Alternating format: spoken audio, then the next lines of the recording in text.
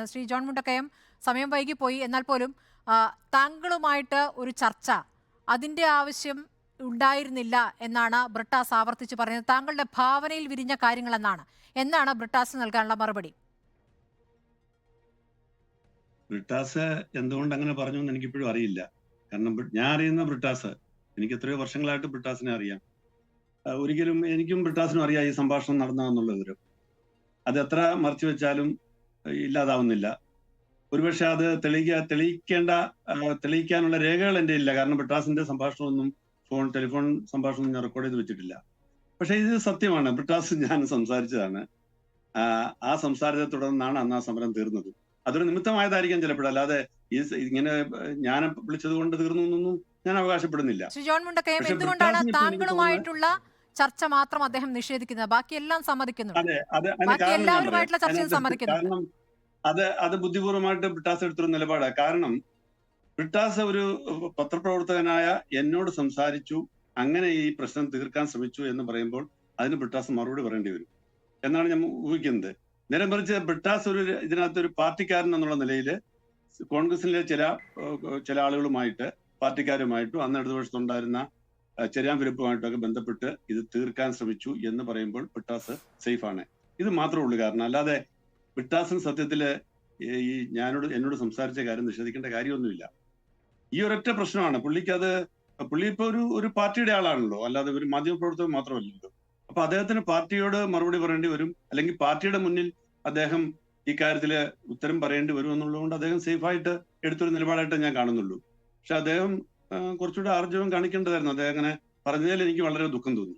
ശരി, താങ്കൾ എഴുതിയ പുസ്തകത്തിൽ നിന്നുള്ള ഭാഗങ്ങളാണല്ലോ ഇപ്പോൾ മലയാളം പ്രസിദ്ധീകരിച്ചുകൊണ്ടിരിക്കുന്നത്. താങ്കൾ ഉമ്മൻചാണ്ടി എന്ന രാഷ്ട്രീയ നേതാവിനെ എത്രത്തോളം ഇഷ്ടപ്പെടുന്നെന്നും അദ്ദേഹം എങ്ങനെയൊക്കെ ആക്രമിക്കപ്പെട്ടു എന്നുള്ളതും താങ്കൾ നേരത്തെ പ്രതികരിക്കുകയുണ്ടായി. അപ്പോൾ താങ്കൾക്ക് ഉമ്മൻചാണ്ടിയുമായുള്ള അടുപ്പം എന്നുള്ളതാണ് മനസ്സിലാക്കുന്നത്. അപ്പോൾ ഈ സമരം ഒത്തുതീർപ്പാക്കാൻ ഈ തരത്തിൽ ചർച്ച നടന്നു എന്നതിനപ്പുറം അത് പ്രായോഗിക പ്രശ്നങ്ങൾ കൊണ്ട് ഈ സമരം ഒത്തുതീർപ്പാക്കണം എന്നാണോ ബ്രിട്ടാസിന്റെ വാക്കുകളിൽ നിന്ന് താങ്കൾക്ക് മനസ്സിലാക്കാനായത്? താങ്കൾ നേരത്തെ ചർച്ചയിൽ ബാക്കിയുള്ളവരൊക്കെ പറഞ്ഞതുപോലെ തന്നെ 2 ദിവസം സെക്രട്ടേറിയറ്റിന് അവധി കൊടുക്കുന്നു. അത് ഉമ്മൻചാണ്ടിയുടെ ബുദ്ധി. പിന്നീട് വരുന്ന പൊതു അവധിയാണ്. അപ്പോൾ അങ്ങനെ 3 ദിവസം വരുമ്പോൾ ആ സമരം ഒന്ന് കത്തിക്കാമെന്ന് ആലോചിക്കുമ്പോൾ അത് പറ്റാത്തൊരു സാഹചര്യം പ്രതിപക്ഷത്തെ സംബന്ധിച്ചുണ്ടാകുന്നു. ആ ഒരൊറ്റ കാരണം കൊണ്ടാണോ, അതോ മറ്റെന്തെങ്കിലും ഒത്തുതീർപ്പ് ഉപാധി ഉണ്ടായിരുന്നു? എന്താണ് താങ്കളുടെ മനസ്സിലാക്കൽ? മറ്റെന്തെങ്കിലും ഒത്തുതീർപ്പ് വ്യവസ്ഥയോ അല്ലെങ്കിൽ മറ്റെന്തെങ്കിലും രഹസ്യ അജണ്ടയോ അതിന്റെ പുറകിൽ ഉണ്ടെന്നുള്ളതിനെ സംബന്ധിച്ച് എനിക്ക് തെളിവുകളൊന്നുമില്ല. എനിക്കറിയാൻ വയ്യാത്തൊരു കാര്യം ഞാനൊട്ട് പറയത്തുമില്ല. പക്ഷേ ഈ സാഹചര്യവും ഈ സമ്മർദ്ദവും ഈ ആളുകളുടെ ഇതും അന്ന് ഈ സമരം ഒരു സ്ഫോടനാത്മകമായ സ്ഥിതിയിലേക്ക് എത്തിയിരുന്നു. അന്ന് ആ സമരം റിപ്പോർട്ട് ചെയ്തവർക്ക് അതറിയാം. അപ്പൊ അത് എല്ലാം കൂടെ ചേർന്ന് ഇത് തീർക്കാനായിട്ട് ശ്രമിച്ചു എന്നാണ് ഞാൻ മനസ്സിലാക്കുന്നത്. അതിനപ്പുറത്തേക്കുള്ള എന്തെങ്കിലും ഒത്തുതീർപ്പ് വ്യവസ്ഥകളോ അജണ്ടയോ ഉണ്ടായിരുന്നതായിട്ട് എനിക്ക് വിവരമൊന്നുമില്ല. ചെറിയാൻ അറിയാത്ത ഫിലിപ്പിന്റെ കാര്യത്തെക്കുറിച്ച് പ്രതികരണവും പിന്നീട് വന്നല്ലോ. ചെറിയാൻ ഫിലിപ്പിന്റെ റോള് എല്ലാവരും സമ്മതിക്കുന്നുണ്ട്. തിരുവഞ്ചൂരും സമ്മതിക്കുന്നു, ബ്രിട്ടാസും സമ്മതിക്കുന്നു. താങ്കൾ അതിനെ എങ്ങനെയാണ് കാണുന്നത്? താങ്കൾക്ക് അന്ന് അതിനെക്കുറിച്ച് അറിവുണ്ടോ? ഇല്ല, ചെറിയാൻ ഫിലിപ്പ് എന്ത് റോൾ എടുത്തെന്ന് എനിക്കറിയില്ല. പക്ഷെ ഇതിനകത്തൊരു കാര്യം വ്യക്തമാണല്ലോ, ഈ ഒരു ചർച്ച നടന്നു. അതിനകത്ത് തിരുവഞ്ചൂർ രാധാകൃഷ്ണൻ വളരെ കൃത്യമായിട്ട് പറഞ്ഞിട്ടുണ്ട് CPM-ന്റെ ഭാഗത്ത് നിന്ന് ഒരു താല്പര്യം ഉണ്ടായി എന്ന്. അല്ലാതെ തിരുവഞ്ചൂർ രാധാകൃഷ്ണൻ ഏകപക്ഷീയമായിട്ട് അങ്ങോട്ട് വിളിച്ചല്ലെന്ന് അദ്ദേഹം തന്നെ പറഞ്ഞിട്ടുണ്ട്. അപ്പൊ തിരുവഞ്ചൂർ രാധാകൃഷ്ണൻ വിളിക്കാനൊരു കാരണം ഉണ്ടാവണമല്ലോ. ആ കാരണമാണ് ഞാൻ ഈ നേരത്തെ പറഞ്ഞ കാര്യങ്ങള്. എന്നെ ബ്രിട്ടാസ് വിളിക്കുന്നു, ഞാൻ ഉമ്മൻചാണ്ടിയെ വിളിക്കുന്നു, അദ്ദേഹം പറഞ്ഞതനുസരിച്ച് ഞാൻ കുഞ്ഞാലിക്കുട്ടി വിളിക്കുന്നു. ഈ 3 കാര്യം നടന്നതാണ്. അതിന് ആരെല്ലാം നിഷേധിച്ചാൽ അത് സത്യമാണ്. അത് അതിന്റെ തുടർച്ചയായിട്ടാണ് ഈ നേരത്തെ പറഞ്ഞ ഈ തിരുവഞ്ചൂര് ബ്രിട്ടാസിനെ വിളിച്ചിട്ടുണ്ടെങ്കിൽ അതും, ചെറിയാൻ ഫിലിപ്പ് ഇടപെട്ടിട്ടുണ്ടെങ്കിൽ അതും ഒക്കെ. അല്ലാതെ അതിൻ്റെ അകത്ത് അല്ലാതെ ഉണ്ടായ ഒരു കാര്യമൊന്നും അല്ല എന്നുള്ളതാണ് സത്യം. അതിനപ്പുറത്തേക്ക് എനിക്ക് അതിനെക്കുറിച്ചൊന്നും പറയാനില്ല. താങ്കൾക്ക് ഇതിൽ വലിയ അവകാശവാദങ്ങളൊന്നുമില്ല അല്ലേ? സമരം ഒത്തുതീർപ്പാക്കിയതിൽ എനിക്ക് മുൻകൈ എടുത്ത അവകാശവാദമൊന്നുമില്ല. ആളെന്ന ഞാൻ സമരം നിലയ്ക്കൊന്നും. നടത്തുന്ന അവകാശവാദമില്ല.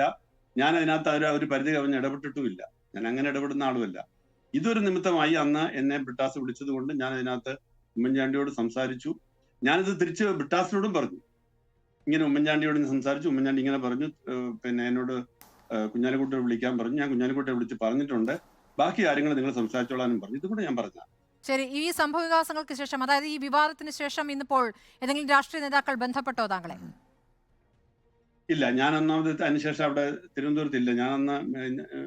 ഞാൻ രാത്രി പോകുന്ന, അല്ല ഇന്നലെ രാത്രി പോകുന്നതാണ്. ഇന്ന് രാവിലെ ഞങ്ങൾക്ക് താങ്കളെ ബന്ധപ്പെടാൻ പറ്റുന്നത് പോലെ അവർക്കും പറ്റുമല്ലോ. പക്ഷെ എന്നെ ആരും വിളിച്ചില്ല, നേതാക്കന്മാരൊന്നും വിളിച്ചില്ല. കോൺഗ്രസിൽ നിന്നുമില്ല, CPM നിന്നുമില്ല. ഇല്ല, ആരും വിളിച്ചിട്ടില്ല. ശരി, വളരെ ഞാൻ നന്ദി. ചോദിക്കുന്ന ഇത്രയും ഇത് വിവാദം ഉണ്ടായല്ലോ, ബ്രിട്ടാസിന് എന്നെ വിളിച്ചു ചോദിക്കാമായിരുന്നല്ലോ, എന്താ ജോണെ ഇങ്ങനെ ഒരു നുണ എന്തിനാ എഴുതിയതെന്ന്. അതിനുള്ള സ്വാതന്ത്ര്യം ഉണ്ടല്ലോ. എന്നെ കുറിച്ച് ആരെങ്കിലും അങ്ങനെ ഞാൻ പറയാത്തൊരു കാര്യം എഴുതിങ്ങനെ ആദ്യ ആളെ വിളിച്ച് ചോദിക്കത്തില്ലേ? പിന്നെ താങ്കൾ എന്നാലും എന്നെ കുറിച്ച് ഞാൻ പറയാത്തൊരു കാര്യം എന്തിനാ എഴുതുന്നത്, ആദ്യം അങ്ങനെയല്ലേ ചെയ്യുക. ഞങ്ങൾ സംസാരിച്ചാണെന്നുള്ള വിവരം പകൽ പോലെയുള്ള ഒരു സത്യമാണ്. പക്ഷെ നിങ്ങൾ തമ്മിൽ ബ്രിട്ടാസിന് ഇപ്പോൾ പഴയ പോലെ അടുപ്പമില്ലേ? സമ്മർദ്ദമുണ്ട് രാഷ്ട്രീയമായിട്ട്. എന്തോ ബ്രിട്ടാസുമായി ഇപ്പോൾ പഴയ പോലെ അടുപ്പമില്ലേ? ഇപ്പോഴും എനിക്ക് ബ്രിട്ടാസുമായിട്ട് നല്ല സൗഹൃദമാണ്. ആ സൗഹൃദം നഷ്ടപ്പെടരുതേ എന്നാണ് ഞാൻ ആഗ്രഹിക്കുന്നത് ഇതിന്റെ പേരിൽ. ശരി, വളരെ നന്ദി ശ്രീ ജോൺ മുണ്ടക്കയം പ്രതികരിച്ചതിന്.